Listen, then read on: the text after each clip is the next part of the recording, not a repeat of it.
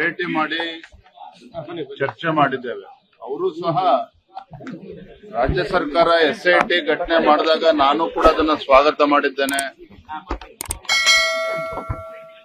SIT ತನಿಖೆ ಆಗ್ಲಿ, ಯಾವುದೇ ತರ ತನಿಖೆ ಆದ್ರೂ ಕೂಡ ಅದನ್ನ ನಾನು ಸ್ವಾಗತ ಮಾಡ್ತೇನೆ ಅನ್ನುವ ಮಾತನ್ನು ಕೂಡ ನಾನು ಹೇಳಿದ್ದೇನೆ ಹಿಂದೂ ಕೂಡ.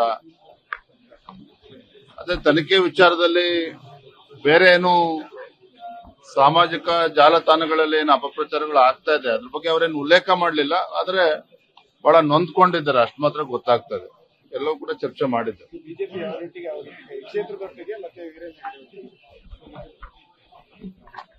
ಹಿಂದೂ ಧರ್ಮ, ನಮ್ಮ ಸಂಸ್ಕೃತಿ, ನಮ್ಮ ಪರಂಪರೆ ಉಳಿಸ್ತಕ್ಕಂತ ನಿಟ್ಟಿನಲ್ಲಿ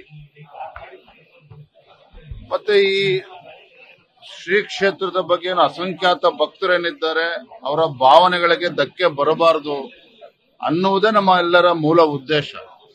ಆ ನಿಟ್ಟಿನಲ್ಲಿ ಈ ವಿಚಾರದಲ್ಲಿ ನಾವು ಗಟ್ಟಿಯಾಗಿ ನಿಲ್ತೇವೆ. ಧನ್ಯವಾದ. ಭೇಟಿ ಮಾಡಿ ಚರ್ಚೆ ಮಾಡಿದ್ದೇವೆ.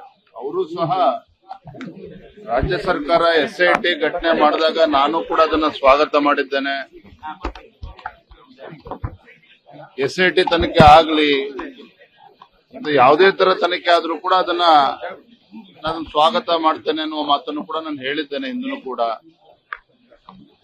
ಅದೇ ತನಿಖೆ ವಿಚಾರದಲ್ಲಿ ಬೇರೆ ಏನು ಸಾಮಾಜಿಕ ಜಾಲತಾಣಗಳಲ್ಲಿ ಏನು ಅಪಪ್ರಚಾರಗಳು ಆಗ್ತಾ ಇದೆ ಅದ್ರ ಬಗ್ಗೆ ಅವರೇನು ಉಲ್ಲೇಖ ಮಾಡಲಿಲ್ಲ. ಆದ್ರೆ ಬಹಳ ನೊಂದ್ಕೊಂಡಿದ್ದಾರೆ, ಅಷ್ಟು ಮಾತ್ರ ಗೊತ್ತಾಗ್ತದೆ. ಎಲ್ಲವೂ ಕೂಡ ಚರ್ಚೆ ಮಾಡಿದ್ದಾರೆ.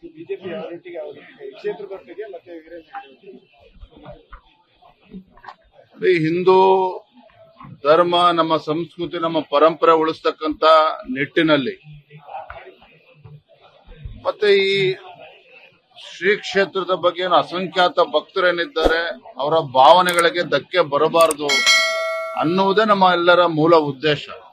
ಆ ನಿಟ್ಟಿನಲ್ಲಿ ಈ ವಿಚಾರದಲ್ಲಿ ನಾವು ಗಟ್ಟಿಯಾಗಿ ನಿಲ್ತೇವೆ. ಧನ್ಯವಾದ. ಲೇಟೆಸ್ಟ್ ಹಾಗೂ ಇಂಟ್ರೆಸ್ಟಿಂಗ್ ಸುದ್ದಿಗಳಿಗಾಗಿ ಬಾಸ್ ಟಿವಿ ಕನ್ನಡ ಚಾನೆಲ್ನ ಸಬ್ಸ್ಕ್ರೈಬ್ ಮಾಡಿ. ಹಾಗೆಯೇ ಬೆಲ್ ಐಕಾನ್ ಪ್ರೆಸ್ ಮಾಡಿ. ಇದರ ಜೊತೆಗೆ ಫೇಸ್ಬುಕ್, ಇನ್ಸ್ಟಾಗ್ರಾಮ್, ಎಕ್ಸ್ ನಲ್ಲೂ ಮಿಸ್ ಮಾಡದೆ ಫಾಲೋ ಮಾಡಿ.